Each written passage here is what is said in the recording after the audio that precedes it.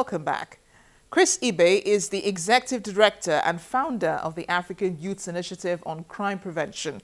A couple of weeks ago, his NGO, like 29 others, received a grant of more than $8,000 for a major project over the next few months. I decided to find out more about the organization and its work. Fortunately, Mr. Ibe was kind enough to invite me to his office in Surulere, Lagos, from where he breeds ideas that help create safe communities. When you talk about crime prevention in Nigeria, Nigerians don't believe that there is anything like crime prevention. But in the Western world, it's actually the hub of security fighting, in crime prevention here. So what we do here is to actually create the awareness, get young people, especially young people. We are not talking about those who are already in crime. No, get those who are yet to. Because there's what we call, for crime to take place, we have three factors. We have, there is a connectivity, a triangle, they call it crime triangle. The desire, the ability, and the opportunity. Most young people, they don't have their own mind. They believe that when they take kind of enhancement, kind of a drug that will enhance their activities, that is when they can perform optimally. But unfortunately, it is not like that. You can actually do your thing. You can actually be yourself. And it sounds like, you're really passionate about what it is you do. There might be a story somewhere in the background, right? Yeah, it's actually born out of passion. Yeah.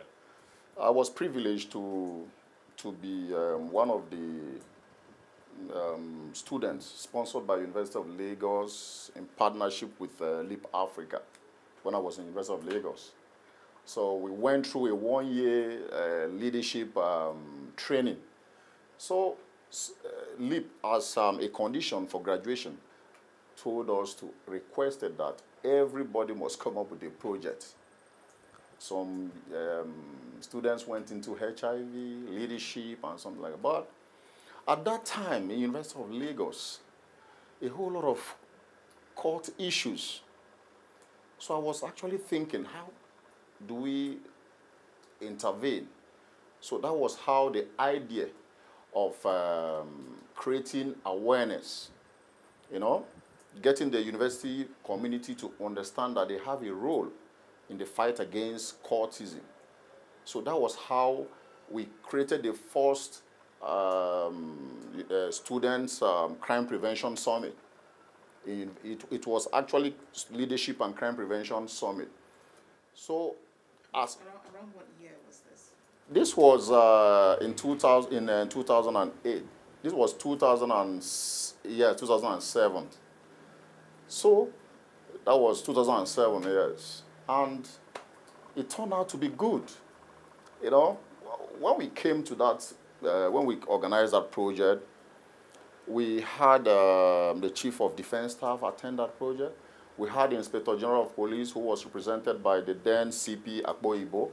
So the University of Lagos never had such project. They were like, wow, so you mean this thing can actually happen? So the next year, they asked me to repeat that the program, which I did. But upon graduation, as a young graduate, a Nigerian youth, definitely we started looking up to, life itself, how we're going to survive. But I was privileged to be counseled by some mentors of mine. They say, hey, you have a career. You have a career in this area of crime prevention. It's just a virgin area in Nigeria. Your activities can actually do some level of mitigation, which I started. I went to the service, put up some projects on crime prevention. It was well embraced. So when I came back, that was how African Youth Initiative on Crime Prevention came to be, So have you seen, well, after that summit, did you see the effects of the summit on campus while you were on campus? Yes. From what we had, you see, students came up with security committees.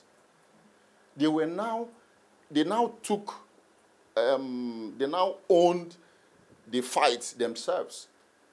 You know, in Faculty of Education, we had a security committee.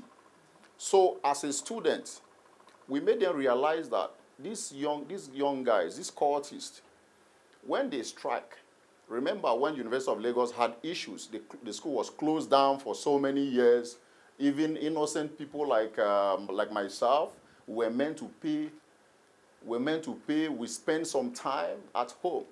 So all this message was carried to the students, and they saw it that you can actually protect your future. You have your destiny. Your graduation year can never be extended if you stand up on this. And sincerely speaking, we had this partnership with the school security that any signal, you straight to the school security. And you can see that within that time, nothing happened in the University of Lagos. Even those who were involved in cultism, they became scared because your roommate might be the next person to tip, to inform the university community that, look at what is happening here. That was exactly what we achieved, the student security system in University of Lagos. So it says African Youth Initiative on Crime Prevention, which means that you should be ideally working with youth from other African countries apart from Nigeria. That's exactly what it stands for. Because Nigeria remains a focal point to the entire Africa. Nigeria remains, when you talk about Africa, the first point of location, you think about Nigeria. So when you have project like this, you shouldn't be looking at, you shouldn't reduce it to Nigeria. We have coordinators outside Nigeria. But because of the little resources we've at our disposal, we've not actually had major projects. So what we do is, each project we have, we bring young people across Africa to Nigeria. Heard from Ghana, we've heard from Ghana, we've heard from Liberia, even from Niger Republic, you know. But the one that we are planning is a major project. The first West African Youth Summit on drug and substance abuse prevention. We are also looking at policy, formulation and implementation, you know. And this is the project that will be funded with the grants you've gotten from the U.S. government? Not actually the project, okay. Not the project. The one that will be funded by the U.S. Grant will be that of the national. You see, tell us about it. Yes. The national is actually concentrated on Nigeria. We are not taking it outside Nigeria. You know, what we are doing here is we want to raise ambassadors that will fight this menace. We want to raise young people who believe in the global war against drug and substance abuse. You know, we've had opportunity of traveling out of Nigeria. We've been, when I was in Kobe in Japan, we had opportunity of going to the prisons when I was invited by the International Society of Criminology, you know, in their 2011 Congress in Kobe, Japan. I had opportunity. And each prison you go, you see Nigerians. What? Drugs. We don't want to talk about other, you know, in Japan they are liberal. They are liberal Asians. They are more concerned with human rights and other things. Unlike the Indonesians, Taiwan, and, you know. So it says African Youth Initiative on Crime Prevention, which means that you should be ideally working with youth from other African countries apart from Nigeria. You know, we've had opportunity of traveling out of Nigeria. We've been, when I was in Kobe in Japan, we had opportunity of going to the prisons when I was invited by the International Society of Criminology, you know, in their 2011 Congress in Kobe, Japan. I had opportunity. And each prison you go, you see Nigerians. what drugs.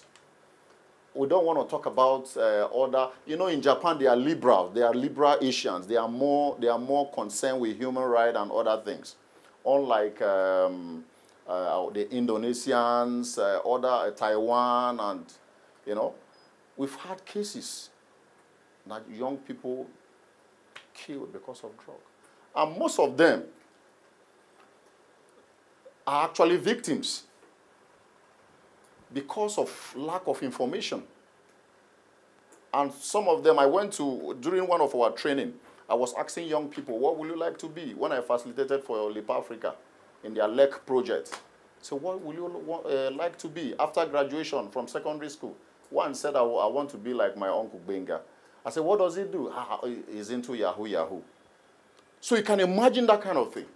So this project now will get young people and tell them the consequences, the dangerous repercussion associated in getting involved in crime. After which, they will carry this message to their various localities. From there, we follow, because we are not looking for the entire Nigerian youth, over 70 million. We are not looking for them. We are just looking for one. We're just looking for one youth. And immediately you get one youth. That one youth will be a testimony to what we are talking about.